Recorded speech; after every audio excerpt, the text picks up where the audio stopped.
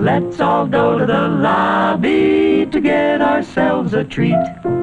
Delicious Guess who's things back? to eat. Back again. Let's all go to the lobby is back. Tell a friend.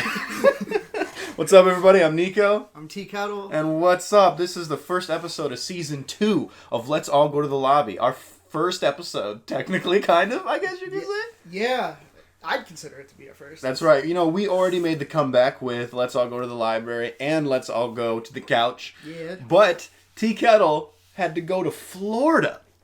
He went to Florida. Yeah. So that delayed us even more. Thanks, T-Kettle. I'm such a shithead, man. It's all good, man. Bathing in the sun all day. That's right. We all know this by now. Have we introduced ourselves formally yet? I am Nico, the Neon Dragon. What? We did introduce ourselves. I don't have a cool name. I'm just T-Kettle. Yeah, that is your cool name. But from now on, you must call me Nico, the Neon Dragon. Nico the Neon Dragon. That's right. That is right. Puff the Nico magic trick. Puff the Nico magic trick. That's right. All right. So, in this new kind of inaugural episode of Season 2, you know what we're going to do? We're going to change things up a little bit. We're just going to be a little loosey-goosey today with the news and all that stuff. We're just going to see how it goes. There's a lot of news and stuff and trailers and everything that accumulated in the weeks, actually technically months since we've done a last episode of this. We can't catch up on everything, so we're just going to talk about the things we deem worthy talking about, and just kind of go from there. Next episode will probably be a little bit more organized, obviously, but right now, we'll just wing it, dude. Yeah. We'll just wing it. Sounds good. And one new thing that our episodes are following is that we have a time limit now. We have an hour time limit. Maybe a little bit over an hour, a little bit under, but we're going to try and keep it in the vicinity of an hour. Yeah. So, anyway, I don't know if you heard, T-Kettle. Oh boy. There's a legendary filmmaker out there who I highly respect. I highly respect this man. He actually had his birthday yesterday, believe it or not. Happy birthday. Happy birthday to Martin Scorsese. And he made some comments. He made some comments about cinema and the state of cinema. Mm-hmm. And I know that a lot has been revealed up until his first initial statement. So let me try and compartmentalize everything. I'm going to comment on his first initial statement. Okay. And then his clarifications afterwards. Okay. So just bear with me here. For those of you who don't know, Martin Scorsese and then eventually Francis Ford Coppola came out and said that Marvel movies are not cinema. That they're basically theme park rides with no substance and nothing to really for people to attach themselves to. That they don't take risks, that they're not cinema, that they are ruining the movie industry. Basically, that's what the implication was. No feeling. There's no feeling to them. And Francis Ford Coppola even went on to say that, oh no, they're not just not cinema. They're despicable. Yeah, I know. I did hear that. So, let's comment on that later. Firstly, as a lifelong comic fan, I take umbrage to this statement. Okay? Because I'm going to quote something Kevin Smith said. Kevin Smith said in an interview when he was asked about it that those Marvel movies are the closest thing he has to bringing him back with his dad. Because him and his dad used to read comics and watch those types of movies together. So to say that they don't bring feeling back to somebody, I think is just ridiculous. There's this really weird kind of... there's this weird idea, this weird mentality that superhero films are all made by committee and that there's no feeling put into them and there's no heart that goes into them. Not from the people who write them or the people who make them. They're just money machines. Are some films like that? Yes, of course. I'm not going to deny that. I don't want to point names, but Transformers by Michael Bay. Michael Bay doesn't give two shits about those fucking Transformers. He just wants to make money. Mm-hmm. But you can't put Transformers in the same category as Guardians of the Galaxy by James Gunn, The Avengers by Joss Whedon. You know, you can't do that. The Russo brothers. These people love and admire the characters. James Gunn especially has said numerous times that Guardians of the Galaxy is a movie about outcasts, made for outcasts by outcasts. There's a lot of heart that goes into these characters and into these stories. And James Gunn and Joss Whedon have even said that. They said that just because there's a multi-million-dollar budget attached to these films does not mean that they don't care about these characters and want to provide you with a good storytelling and emotional experience. I've gotten emotional and attached to these characters. Now, a lot of that might be a product of me always being attached to these characters since childhood with the comic books. But even that speaks volumes to the power of these films. Yeah.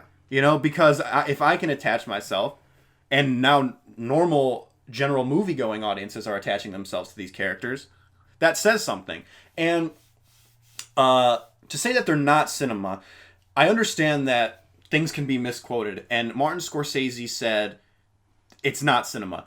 What he probably meant to say, and what he should have said, is they're not cinema to me. Yeah, that's I feel like that's given for most things that are said from anybody like that. Yeah. It's just their opinion, they don't like it, but they always state it as a fact, which is kind of like... It's kind of annoying, because he's just like, you know what?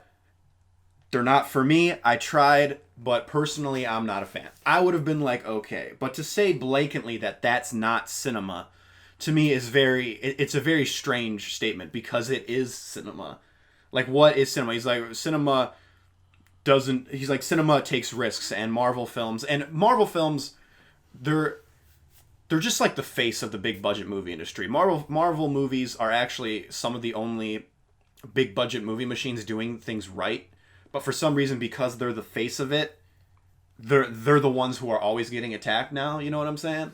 Mm-hmm. They're sort of like McDonald's, where it's like McDonald's is actually a lot more healthy than a lot of other fast food places. But when people want to attack fast food places... I don't know anything about that. Yeah. Oh, yeah. Like Taco Bell is way more unhealthy than McDonald's. Yet when people attack fast food, who's the first target? It's always McDonald's, because they're the biggest face of the industry. And that's kind of what Marvel is right now. They're the biggest face of the blockbuster spectacle industry, the big budget movie industry, the franchised industry. So they're the ones who get attacked the most.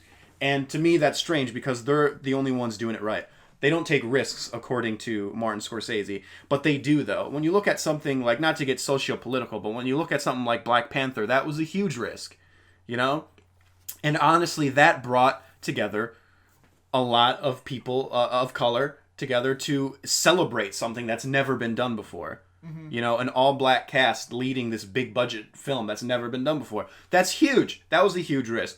If you look at Infinity War, that's a huge risk. They kill off all their characters at the end. Yeah, they came back, but still, like, that's a big risk to take. Because after that point, a lot of people might be like, what the fuck? You know, what was this? When you look at, and then going away from Marvel and just looking at comic book cinema in general, take a look at Logan, The Dark Knight. I know you weren't a fan, but Joker. Mm-hmm. Those films are, yes, they're comic book films, but they're different. They're risk-taking. You can't look at Logan and say that, typical Hollywood comic book film. I think he's just talking about the MCU, but also he said that he gave it a try. Like, I'd like to know what he watched. Yeah. If you're watching, like, sorry to No, go ahead. Incredible Hulk. No. Sorry. Oh, come on. I feel like that's not giving it a fair chance. Yeah.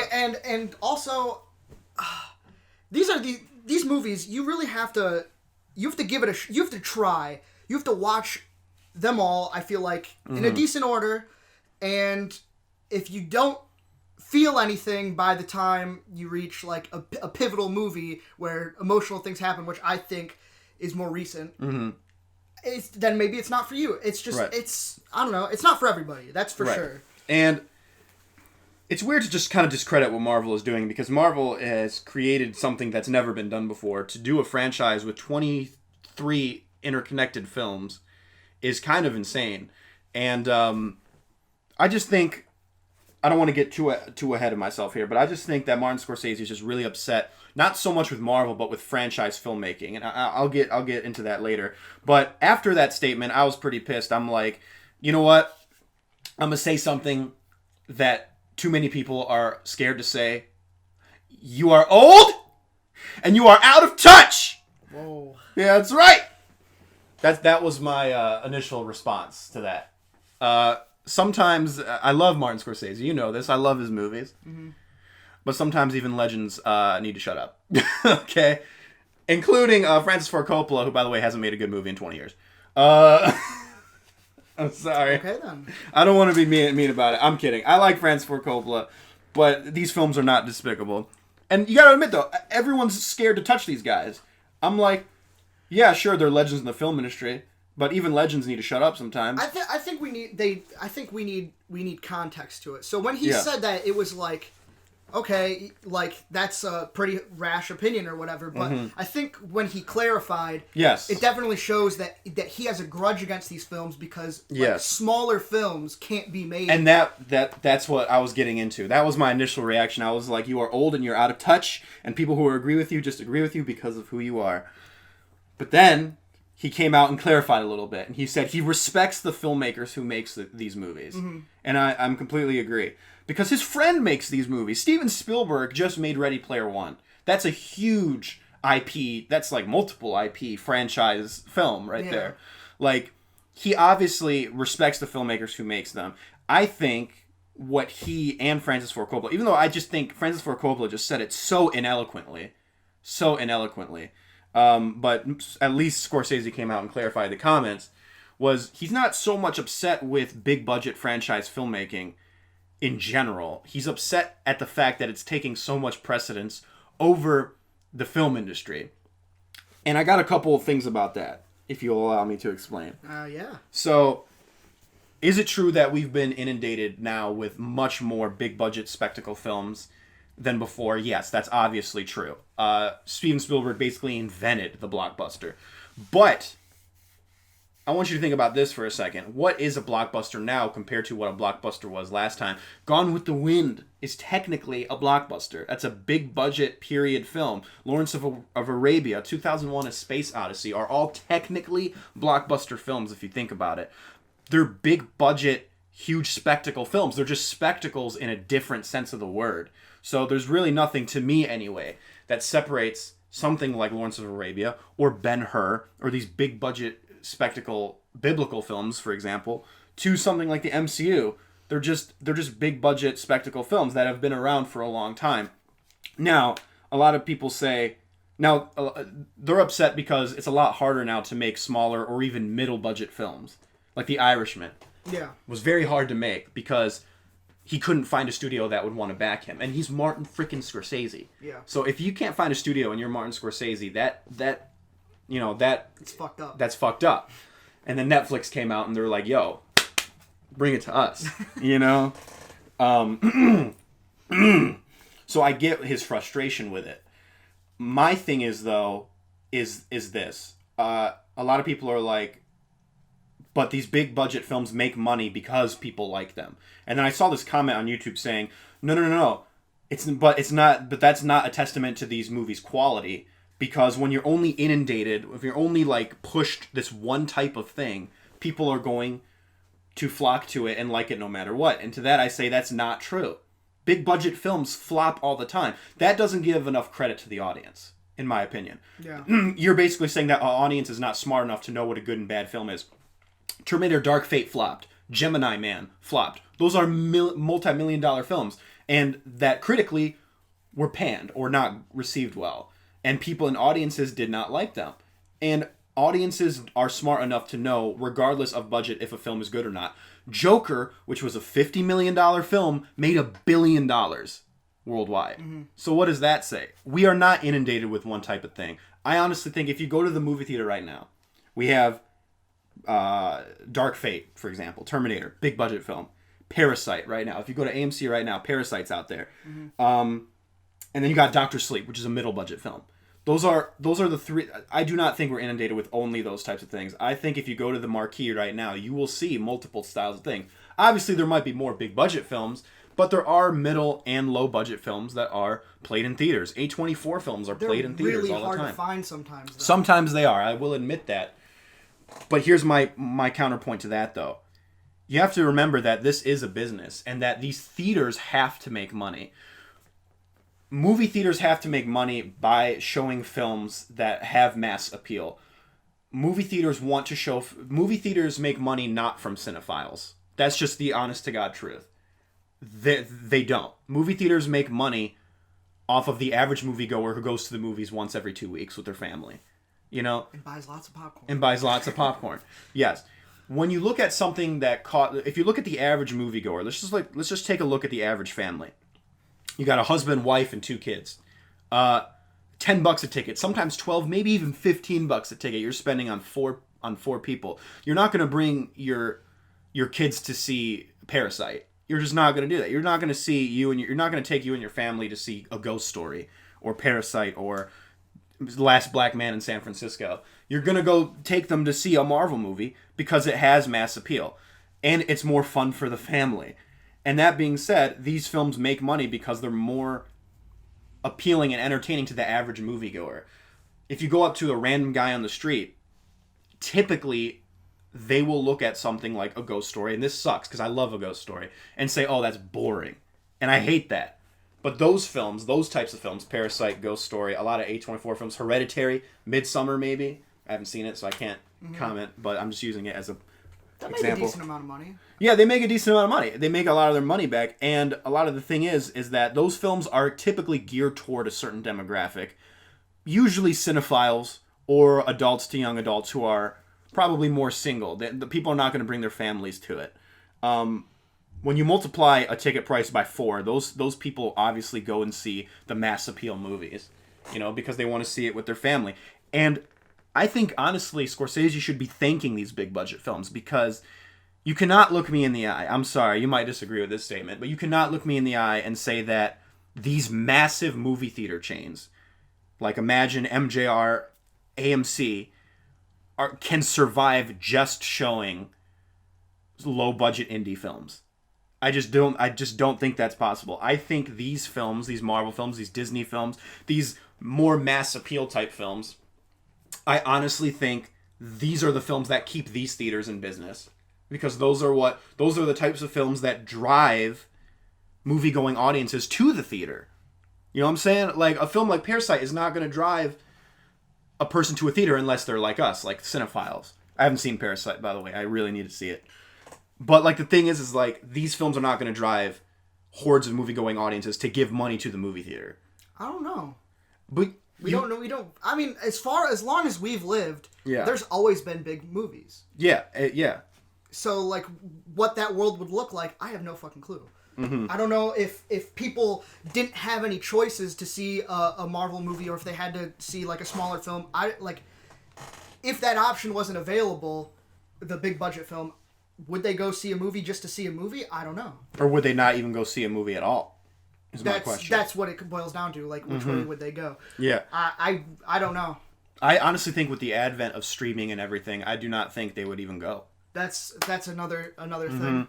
And I was upset at Scorsese at first, but after he clarified his comments, at least he's providing a bigger conversation, because I don't think Scorsese's out of touch. Scorsese is one of the guys who embraces technology. He shoots digitally when he has to. He shot a movie in 3D. He uses green screen. He uses a ton of visual effects. He uses de-aging technology for The Irishman. I don't necessarily think he's out of touch. I don't think he's one of those directors who looks at the progression of filmmaking and says, I don't want to do this.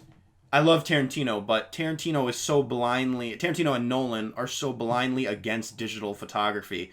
But I feel like a lot of their reasoning isn't sound, because I feel like they just want to keep tradition alive, which is fine. I don't mind that. There needs to be those type of people. But I feel like a lot of there's not a lot of argument against digital filmmaking at this point. A lot of the cameras can capture images that are just as good now. The Arri Alexa can shoot images that are just as good as the RE416 or whatever the hell, RE425 or whatever the hell these film cameras are. Yeah. But Scorsese is not one of those guys who just blindly rejects the advancement of technology in movies. And I respect him so much for that. So that's why I was a little surprised at this comment. And I think it just stems from him being frustrated that these films are not being made more at a rapid pace, these indie films and these. But I agree and disagree, because I feel like these films are still being made. There's whole production companies designed for low budget and indie films. Yeah, but I mean, he's saying it based on his experience with The Irishman. Yes, exactly. So it's like a recent frustration. Yes, it is a recent frustration, I'll admit, but I disagree with his statements when it comes to the quality of Marvel movies. They do take risks, and they do mean something to people. And I put myself in the position of a filmmaker like Jon Favreau, James Gunn, Taika Waititi, and as a filmmaker myself, it would suck to have, if I made like something like a Marvel movie, to have a legendary filmmaker that I admire be like, oh yeah, that film you spent months of hard work on, the film that you poured your heart into, your blood, your sweat, your tears into, yeah, that doesn't mean anything to anybody. Like, there's no risk involved. I mean, there's no love in that film. It's all made by committee. All the work you put into it, I mean, you're basically just building a theme park ride. You're not building a movie. Like, that would fucking suck. I'd be like, well, I'd be a little defensive about it. I'd be like, that's an utterly pretentious statement, and I just don't think that's true. You know? And here's the thing here. Here's what we're going to do. I want to show you a clip of an interview that I can't remember who it was. 60 Minutes. It was a 60 Minutes interview with Steven Spielberg. This was in 1992. Mm-hmm. This is something they said to him. Now, bear with me. I might have to edit some of this out because I have to find the part of the interview where they talk about this. But I want you to listen to this statement. Some of your critics have blamed you for contributing to the escalating cost. They say they now have to keep aiming for Spielberg-sized hits. Medium hits won't do. Valid? Well, not really. I mean, it's not my cross to bear, you know, because I can only make my movies, and little movies, big movies, whatever kind of movies I make, and I am not responsible for their, you know, for the acceptance of those films and what happens after those films are released. I mean, everybody goes for a home run if they think they've got a shot at it. Let me get you to react to something that one of your peers said, another director. Steven Spielberg can't be compared with people like Mike Nichols or Barry Levinson. There is a place for mass entertainment, but it shouldn't be confused with art or quality award-winning filmmaking. Sometimes I think that statements like that are pretentious in themselves, because it sort of says that, you know, art is serious, and art can't move you. Art can't be on a bicycle with E.T. and fly across the moon. That can't be art, you know, that because it takes your heart along with it through the sky, and it makes you feel like a kid again. The average movie today is $25 million. The average film. I believe about 6 years ago it was $15 million. I mean, the multiplication table of what films are going to cost 10 years from now is going to mean that Hollywood will be out of control in that they won't be able to give audiences grand entertainment anymore. And instead, you're going to just have to settle for films that are a little low in calories. And there's nothing wrong with that, too, because maybe it'll bring back Tracy and Hepburn. Maybe it'll bring back writers like, you know, Ruth Gordon and Carson Kanan. I mean, maybe it'll... They were saying the same shit about Spielberg's films 20 fucking years ago. Oh, his films are they're just kids' films that are for a mass-produced audience. He will never be in the same league as Mike Nichols or Barry Levinson or John Ford or any of those guys. Well, guess what, Mr. Critic from 1992? He is in that league. It's Steven fucking Spielberg. And he even said it the best. And that's coming from the man's mouth himself, T-Kettle. That art is not just Casablanca. Art is E.T. Art is Chaplin. Art is all this stuff that doesn't need to be taken seriously. Art is something that kids can enjoy. Art is something that is big and spectacle driven. You can't deny that. That's coming from the man himself. That's coming from the man himself. And the fact that this man's close friend, is now 20 years later saying the same statements that these people used to say to Spielberg is kind of ironic to me. These people were saying the same things about the films that the film school brats were making. You know, film school brats being De Palma, Lucas, Spielberg, and Coppola, and Scorsese. And yet, 20 years later, fast forward, they become the critics that went against them. That's insane to me. You got to admit, though, you can't deny that. I mean, yeah, it's always people's opinions, man. I think that's something that we forget. If Martin Scorsese's true opinion is that they're not for him, it's not for him. Then that's true. Yeah. And if some people's opinions are like art is so uptight that it can't amount to big numbers, dollar signs, like then that's fine too. That's their opinion, but I have every right to disagree with it. Sure, absolutely, and I do. So, Why can't it just be harmony, man? Why can't both Exactly. worlds just live together? Why can't I seriously, dude, I love every type of movie. I love all types of cinema. I am a huge fan. I watch the 400 Blows and I love that shit. I put that in the same league as something like Avengers Endgame. I love both of them equally, but differently. For different reasons. I don't understand this whole thing where you have to choose a side between big budget spectacle films or small budget indie films. It's like they both mean something to somebody. I'm Sweden, man. There you go. I actually don't get that. Is that from something? I'm No, Sweden? he's like. Oh, you're Sweden. Okay, I get Yeah. it. Yeah, you're the middle. You're like Yeah. Okay. World War II reference. I got you. You know what I'm saying? So man. Switching over to the Santa hat. To jump to Santa Hat. Actually, not yet. There's a film that I'll switch over to Santa Hat for. Oh, okay. But that's kind of what I really wanted to talk about. That was like a big thing I really wanted to talk about. Look. For calling you old and out of touch, I want to apologize, Scorsese. You're not old or out of touch. I just said that when you made that first remark. I'm glad you clarified the comments. It was just as hasty as him saying. Exactly. It was hasty. And I did let other people influence me. Double Toasted said that they were old and out of touch. I do feel like some people, though, were agreeing with Scorsese just because it was Scorsese. Mm-hmm. I'm not afraid to call legends out on their bullshit, to be honest with you. I still think Francis Ford Coppola, he said it so ineloquently. Calling him despicable, I think, is utterly pretentious and stupid. I think that's ridiculous. And it's honestly hilarious considering he's trying now to make Megalopolis, which is like a mega budget film.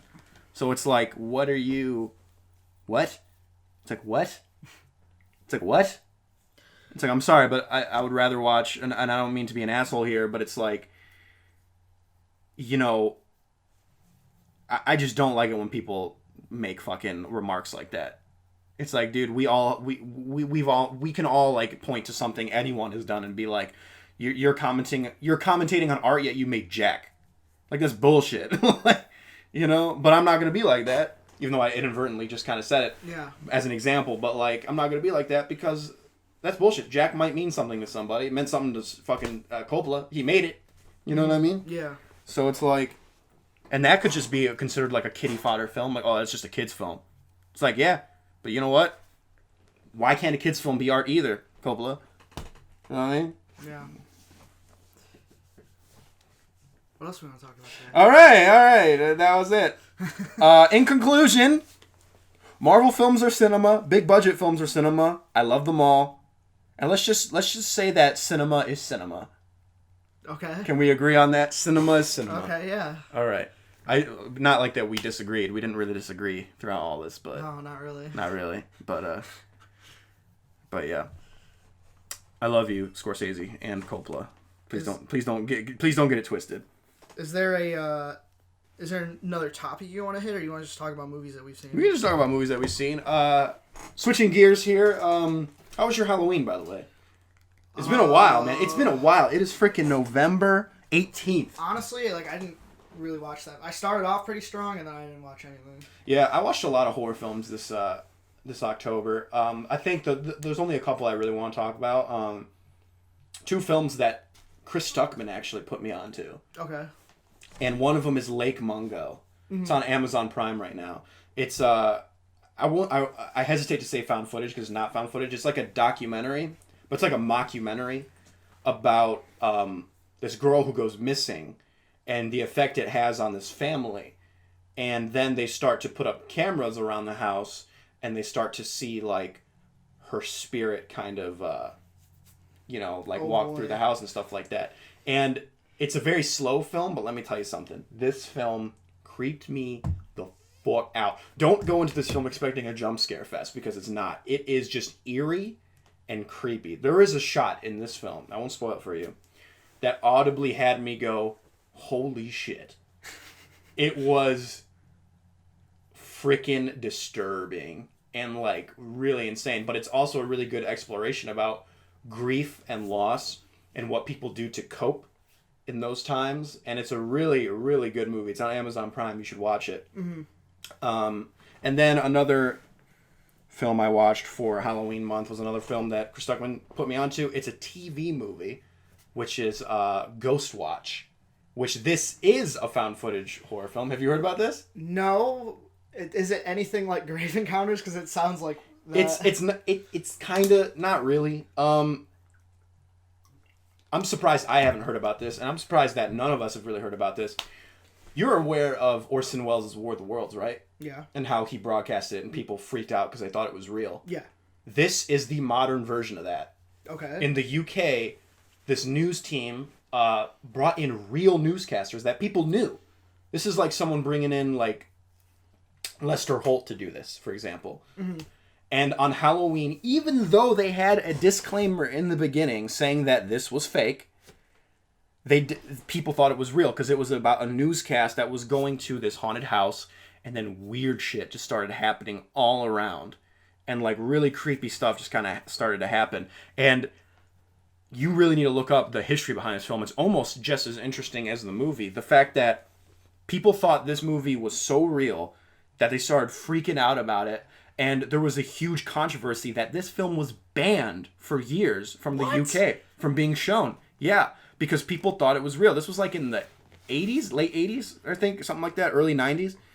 And people started freaking out. And there was a phone number on the actual program that you could call. Because they're like, if you see a ghost, call this number and blah, blah, blah. You know, like a broadcaster. Yeah. And then when people actually called that number, there was supposed to be a recording that played that said, this is fake. This is a fake news thing. This is just for Halloween. Yeah. But so many people were calling into those lines that they jammed and they got a busy signal. So not a lot of people knew that this was fake. And as a matter of fact, after this film was released on TV, there was so much backlash because people thought it was real that I think the first ever case of post-traumatic stress disorder associated with a piece of entertainment was this film. Really? Yes. Like a 7-year-old had PTSD from this film because they were so scared from it. It was insane. There's documentaries about Ghostwatch, and unfortunately it's not on any streaming service, but let's just say the internet is a vast place and it's not hard to find. Yeah. Literally, it's not hard to find at all. You know, I mean, I'll just say it because it's true. There's a website called archive.org, and it's a real website. That's actually where I got Night of the Living Dead for the thing. I just downloaded it from that website because it's a real website where they just archive like public domain footage or like old stuff like that. Yeah. And you can watch it, you know? Crazy. So, yeah, just look up Ghostwatch and it's on archive.org, the full thing. And it's freaky. It's scurry. And so those two were definitely the main films I watched for for Halloween month. Yeah. What about you? Anything you watched for for Halloween specific? We watched a movie together. Did we ever talk about it on here? No, the Haunted Asylum. Yes. It was Haunted Asylum, which I found at the library, which was really cool. Yeah, right. That movie, I liked that movie. Yeah, actually. It was creepy. I liked it quite a decent amount. It was effectively creepy. That movie is definitely like a Grave Encounters. They go into a haunted place or whatever, and then there's some twists here and there for narrative. Some really cool. I think it's hard to elevate the genre of found footage film. Yeah. So I think they did a good job of introducing enough stuff that's new enough to keep your interest. Yeah, and for me, it was the presentation that was really cool. They had the GoPros on their face, and that led to some really creepy scenes. Yeah. One scene in particular. Fuck that, it's dude. So gross. Fuck that. Man. I hate it's it. So creepy. I hated it. I was like, no, take this off. I can't do it. And then the 360 like cameras or whatever, when they would walk into a room, they would use that to show. That was really cool. That was really I've never seen that in a movie. Mm-hmm. And the presentation's really good. It was effectively creepy a lot of times for me. There was one scene in particular, like I was literally looking away. I'm like, I can't do this. Yeah, that was. I don't want to spoil something, but that ping pong ball scene too. I was like, fuck this. Like that scared the shit out of me. Yeah, it was like a recurring motif. They kept showing it. So here's my list of Halloween films. Let me know if anything catches your eye. I'm gonna give like a quick 1-sentence feeling about them. Okay. So Gonjiam, Haunted Asylum was the thing that kicked off Halloween for me. Okay. Yeah. Good movie. Mm-hmm. Autopsy of Jane Doe. Good. Think it's a little overrated. I wasn't like a huge fan. In the Tall Grass. Wasn't that great. Murder Party. I commend it for what it was. Pumpkinhead I thought was real bad. Killer Clowns from Outer Space, best film I've ever seen. Deep Red was actually really good.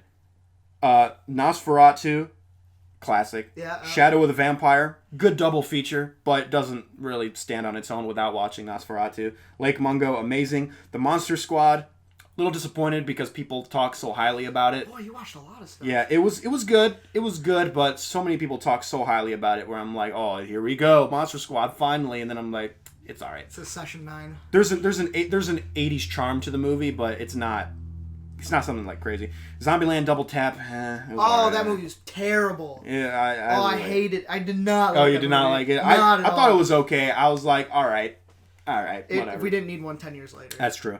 Ghostwatch, amazing, like I said. Lighthouse, I thought was boring as... Oh my god! Here's the thing about Lighthouse for me. Oh, we need to talk about this, a little bit more in depth. That's true. Oh, man, I kind of want to talk about Deep Red, too. Oh, yeah, you got to talk about your experience. Okay, so for Deep Red, I actually saw Goblin live play Deep Red, the score to Deep Red live in, the theater. Yeah. So I was there, and Goblin was on stage playing the score to Deep Red live, and that was sick, and that really kind of elevated the film. The film is a really cool whodunit, and it's also that Gau kind of movie, that really bloody kind of Italian film. Dario Argento, there's so many Dario Argentoisms in that film that make it really kind of gory and crazy and just nuts. But seeing Goblin perform it live was sick. They performed a set after it of just their original music where I'm like, eh. But then they started performing things from Dawn of the Dead and the other films they've done. And I'm like, all right, this is cool. And I also got a sick shirt from it. So yeah, that was really cool. Anyway, sorry to detract. Going back to The Lighthouse. Let's talk about The Lighthouse real quick. All right. I really liked The Lighthouse. I really liked it, except for... I didn't love it. There was something there that just really didn't... Oh, you didn't love it? I thought you loved it. I love it. I really liked it. There's just something holding me back. This is an interesting film because I was talking to Brian about it, and I talked to a couple other people about it where they all had heard different things about the original story of The Lighthouse, where what Brian told me was that two guys went to this lighthouse or whatever. They were dropped off, and when they came back to pick them up, there was no sign that they were ever there. Yeah, it's a true story. Yeah. Yes. So in this movie, I didn't really know what to expect with it, and I gotta say, there was a lot of surrealism and dream sequences that were okay, maybe they're gonna do some crazy shit with it, and I felt like they kind of took an easy way out for the finale of the film. It wasn't nearly as embedded with this folklore and stuff like that they presented. But it was so interesting, nonetheless, some of the things that they had brought up about, seagulls having the souls of, sailors and stuff like that. And then the narrator is so unreliable. You hear things from, Willem Dafoe, you're a slacker, you're a bum, you're not working hard, to Robert Pattinson. But you see him working hard, so, what the fuck is that all about? And time is a big thing, too. You really don't know how much time has passed in there. It's so unreliable. That's right, because there's a scene literally in the middle of the film where he's like, I'm going to miss you, because, you leave in 2 days.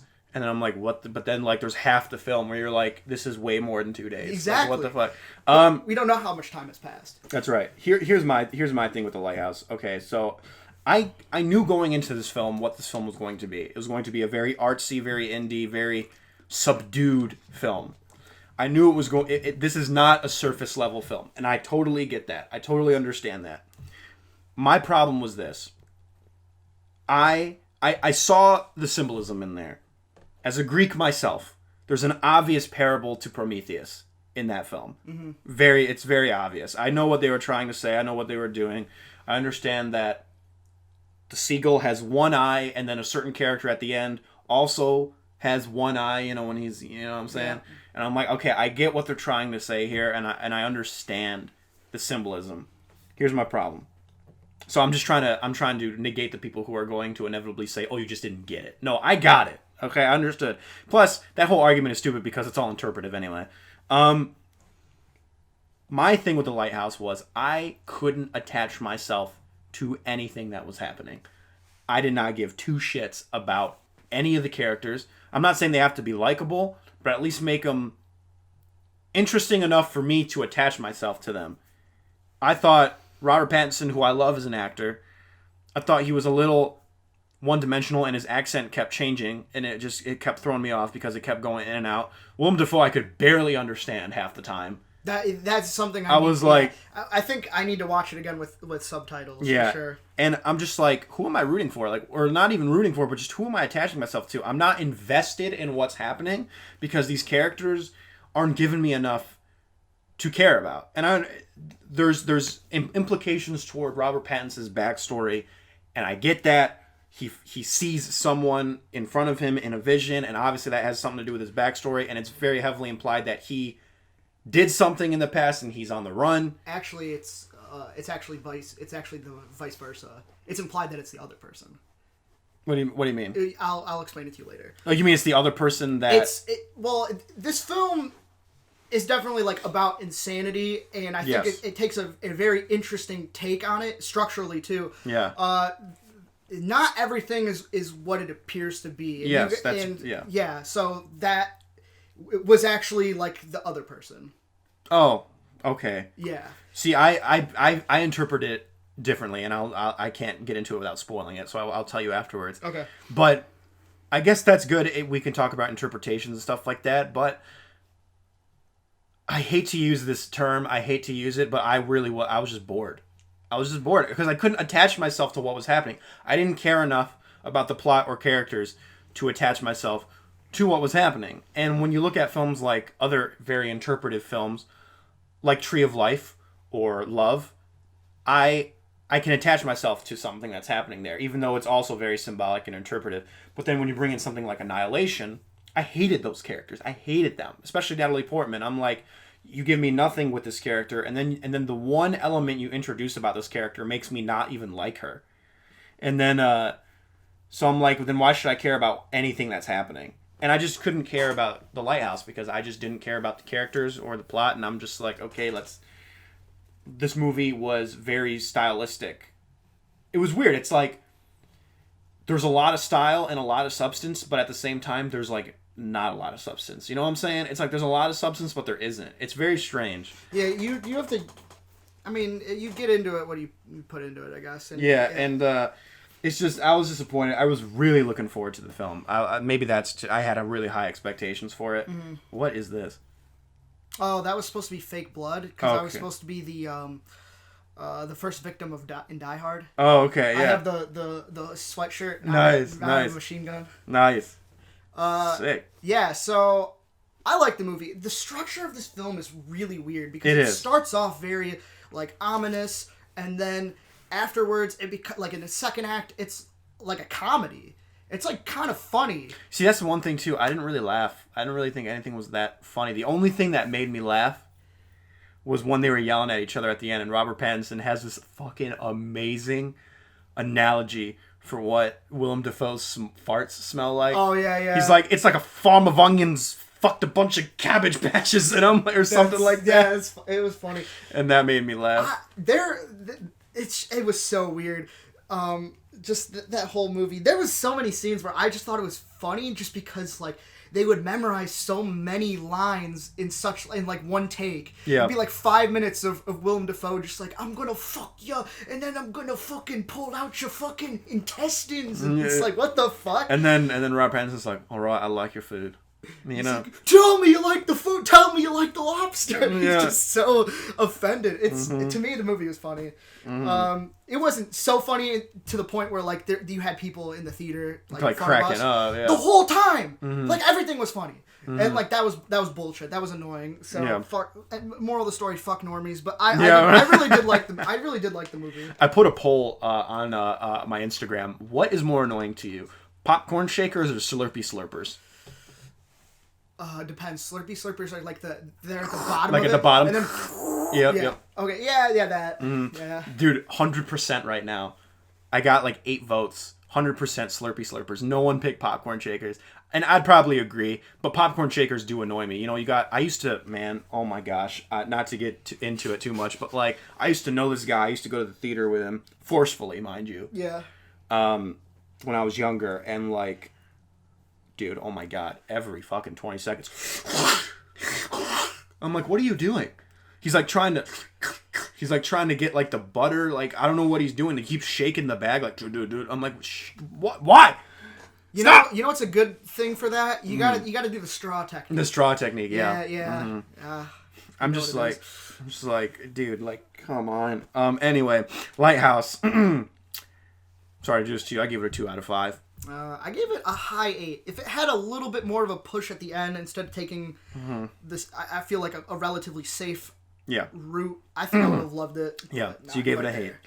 Also, this film ruined Ariel for me, so thanks, Lighthouse. Oh, yeah. Oh, God. For that. Yeah. Yeah, no. So cool. Yeah. So coolio. Let's get out of Halloween for a second, because that was forever ago. Yeah. Let's talk about some Thanksgiving and or Christmassy stuff. Oh, boy. Why not both? Why not both?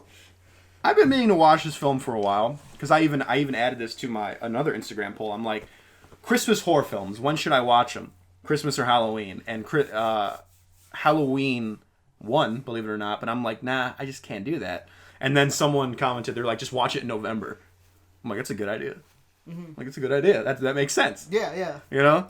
So, I finally watched the original 1974 Black Christmas, which is arguably the first slasher film ever. Arguably. It is definitely the precursor to the slasher genre. Directed by Bob Clark, who also did A Christmas Story. Yeah. You know? Yeah, we talked about that on the second episode. Yes, we did. But I've never seen the original Black Christmas. And let me tell you something. There's a lot of horror films from the 70s that don't hold up, really. Even though I love them. Like, I love Halloween, but I wouldn't necessarily say it scares me. But it is one of my favorite horror films ever. This film actually fucking got under my skin. Like, Really? it did. There's some really disturbing and creepy parts in this film. I was like, oh my gosh. Some of the language they even said, because this film started a lot of the cliches for the slasher genre moving forward. Yeah. So this film did the whole, like, he's in the house thing, like the whole, like, you know. Really? I mean, that was an urban legend before the film, but this was really... I thought that was like a When a Stranger Calls thing. Yeah. But this film was really the first to kind of pioneer that in a film, I guess. Okay. And the things that this guy says over the phone is disgusting. Really? Yeah, and for a 70s film, I'm like, oh my gosh. Like, holy crap. They did not give two shits back then. And there's just some really creepy things. So it really holds up in that regard. One thing about this film that's interesting to me is because this is like one of the first slasher films, arguably. But this film didn't know what it was going to be. It developed a cult following over time. It was critically panned when it came out. And I honestly think that's because this movie is actually more of a whodunit. Really? This movie is advertised as a whodunit. As a whodunit, it's fucking terrible. Oh, really? It's a terrible whodunit. As a slasher film, it's amazing. And that's why I think later on, people were like, okay, we need to, look back at this film as something different. Because this film didn't know what slasher... The slasher genre wasn't even a thing back then. And the fact that it is a whodunit, though, is really cool because it's a whodunit, they develop the characters. Mm-hmm. There's a lot of backstory to them, and you end up rooting for a lot of them. There's like some really kind of funny bits of comedy in here. The characters are developed. There's not like one-note characters, Yeah. So when these... I mean, it is a slasher film, so this isn't too much of a spoiler. When these three-dimensional characters kind of get picked off, you're like, well, that fucking sucks. You know what I mean? Yeah. And that's really cool. That is cool. So whodunit? No. As a slasher film, I pinnacle. feel like I'm going to be really disappointed if I watched it with the... Because I'm a big fan of whodunits. So. Yeah, that's true. But you got to think of it as a slasher film more than a whodunit. Mm-hmm. But there's a lot of interesting concepts in this film because I think Bob Clark really loves Christmas because he did A Christmas Story. And Bob Clark, his Christmas is really important to him, and you can tell. But this film is like the antithesis of that. I think he was trying to say what is Christmas and the idea of Christmas becoming at his time, the modern age, which is like the 70s when he was making it. And it's almost like a perverted idea of Christmas. And I think he was trying to make a commentary on like, you guys, like the world today is perverting this idea of Christmas and like this is not a good thing. And it's really cool. Really cool film. Yeah. I'm trying to think. My only gripe about it is just a personal gripe, and it's the ending. It's a little sad, and I'm like, damn it. Really? Like, That's really? that's a gripe? That's a gripe for me. I'm just like, come That's on. not the note you wanted to leave off on? No, I like happy endings, and this one doesn't have a happy ending. Which kind of sucks. Now I'm way more interested in it. Yeah, right. A lot of people might say, like, Halloween is the first slasher film. Everyone's like, that's I pretty think much... a lot of people say Peeping Tom.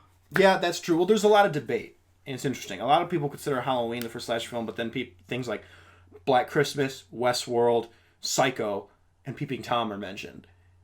I think I was asking myself, why isn't this considered the first slasher film? Because it's, looking at it now, it's so obviously a slasher film. I think the thing is this. And this isn't a spoiler because it's just the fact of it, you never see the killer. You never know who it is. Really? Yeah, you never see him. So I think the whole slasher thing of, like, the guy in the mask who, like, stalks and kills people, that film, this film does not follow that formula. So that's why I think people are like, it is a slasher film, but it's not necessarily the first. I think that's my idea, I'm guessing, of what people's mentality is about it. Because for a while I'm like, this is so clearly a slasher film. How do not people consider this the first? But then I guess that's kind of the reason why, because you never see the killer, like, ever. You don't really know who does it. Yeah. Or who's doing it. And then that being said, they're remaking it. Yeah, we saw a trailer for it. We saw a trailer for it. It spoiled the entire film. It looks bad. The remake looks real bad. Yeah, it looked really bad. And I told you when we saw this in the theater, I'm like, $10 says they made a Christmas horror film, and we're like, you know what? Let's just slap Black Christmas on it to like take advantage of the IP. I think that's exactly what they did. I think when we saw it, I was like, that's Black Christmas or whatever, and you're like, no, it's not. I'm like, it can't be Black Christmas. And it was. It was. And I remember at the end when the title popped up, I'm like, oh shit, okay, yeah, it is Black Christmas. Like, I'm like, I think I heard that, but they already remade it, and apparently that remake was really bad. It was, dude. I saw that shit in theaters. Ooh. I saw that shit in theaters in 2006. One of the worst films I've ever seen. So bad. Wow. So bad, dude. But the original, really good. Really good. Mm-hmm. Recommend it. 4 out of 5. Definitely. Okay, I'll definitely have to check it out. Mm-hmm. It is on Amazon Prime. There you go. Yeah. So, do you have anything else? Because should I talk about the big one? Should I talk about it? I don't know. What's the big one? Should I talk about Parasite? Oh yeah, go ahead. So Parasite. So it's a good movie. It's a good movie. I still gotta see it. It's about this family who gets an invitation to work as an English tutor. Like the one son gets to work as an English tutor. He doesn't know anything about English, and then he finds a way to like get his sister in there to like mooch off this family and just make a bunch of money off of them. And then they keep trying to bring in each other to like basically all work for this one family, and it's like a comedy. Okay. I'm gonna be honest with you, this movie's a comedy. It's funny as fuck. Really? It's hilarious. But the film is kind of interesting because it really doesn't have too much of an identity. I wouldn't even really call it a comedy. It's just very fluid. Whenever they want to switch gears, they do, and it doesn't take over the film. Like, you could start a scene and it'll be just, like, exposition or whatever. They'll just be talking or whatever. And then, like, an awkward thing will happen. And the film doesn't become awkward. It just kind of, like, lets it go and then like, moves on with it. And that goes for a lot of things. Like, there's... the trailers were like, it transforms and mutates into... It really doesn't. Like, there's a scene in the film where it's like, okay, this is when it's going to be fucking nuts. Like, the whole genre's going to like, switch and stuff like that. And I didn't feel like it did. Because the trailer, it was like, it advertised it like it was going to turn into something completely different. To me, it really doesn't. And I think that's actually, like, the best part about it. Okay. Is this film is very much... To me, it's very original, and it's, like, fluidity. Okay. I've never seen, like, anything like this. I really gotta see it. Yes. I feel like I'm going to be talking about this movie a lot. I feel like since you're going to be interested in seeing it, it's going to be out for a little bit. It's making a decent amount of money. That's good. We can wait possibly, but I just want to say I fucking love this movie. All right. I fucking love this movie. And it's such an interesting take on like classism and whatever. It's something I've never seen done before. Nice. Bong Joon-ho. Yes. He was great. Yeah. So He's been known to have really bendy films. bendy films. Yes. Yeah, I can see. You mean like Snowpiercer? Yeah. You've seen that one, right? Yes, Snowpiercer. That was a good movie. I haven't seen Oakja. Oakja was good. I haven't seen his like earlier stuff, like Memories of Murder, The Host. Mother, Host. Yeah, I got to go back to my favorite theater to see it though. Really? I got to rewatch it I went to see it with my little brother. He loved it too. The main art theater? I went to Enzian. Oh, Enzian. Oh, yeah. Enzian. I saw love that it. theater. Yeah, I remember that. Yeah, so I that saw it on your was Twitter. sick. Yeah, dude. Enzian's a good theater, dude. Man, used to miss ordering food from there, dude. Like real food. I ain't talking about that Imagine bullshit. Yeah, and when you get in there, they have like the water on the table for you already. Like, oh, they're too So- good. So good. They're too good. So good. Yeah, dude. Sick. We gotta see The Irishman, dude. But here's the thing, though, with The Irishman. That's playing at the main art theater right now. Yeah. I don't know if I can see it in the theater, man. 3.5 hours. 3.5 hours. That's a lot. It's a long time. That's a lot for me to sit down in a theater and watch it. And I feel like, honestly feel like, this might be suited for streaming because it's 3.5 hours. But that too, but like also you're not gonna see it anywhere near here. Like you're not gonna see it in like an AMC where they have like better seating. I love main art theater, but their seats are not recliners. I can't even imagine, dude, sitting in a fucking bad seat for 3.5 hours like that. I'm sorry, but like I don't think I can do it. Not even a testament to like the quality of the film, because obviously there are great films like Once Upon a Time in America, but this thing better really blow me away if it's fucking 3.5 hours. Oh my gosh. I'm sure it will. Sorry, but my time is really valuable. Yeah. Like I just watched A Ghost Story, loved the film, thought it was amazing. Right, gave it 5 stars. I understood what David Lowery was doing, because as a guy who's been through the same grief process, I understood what he was trying to do. But I had to fast forward through that 10-minute pie scene. I had to. I'm sorry. I knew you were gonna say that. I couldn't. I loved the scene, and I get what he was saying. I get it because I've been there. Actually, I think that scene represents more than just the grief part. Dude, it's so brilliant. It's because that movie. It also is shows all excess about too. Time. Yeah. And how it's a variable thing, but in his shoes, he perceives it differently. Like. That moment lasts 7 minutes for us, like 7 minutes, I want to say. And then I think it was like almost 10 There's minutes. a scene where like you see like, and this isn't a spoiler by any means, you can see a body decompose and it's 3 frames. Yeah. And that time went by for us like really quick, but like the way he perceives it is so interesting that I can't really talk about that film. It's Is so fucking good. That film is all about time, and I like that scene. I get what he was trying to say, but at the same time, I'm like, my time is too valuable to watch Rooney Mara eat a pie for 10 minutes. So after like literally 4 minutes of it, I'm like, I have to fast forward through this. I'm sorry, I had to. I just had to. I'm just like, I have things to do. I can't. I just can't.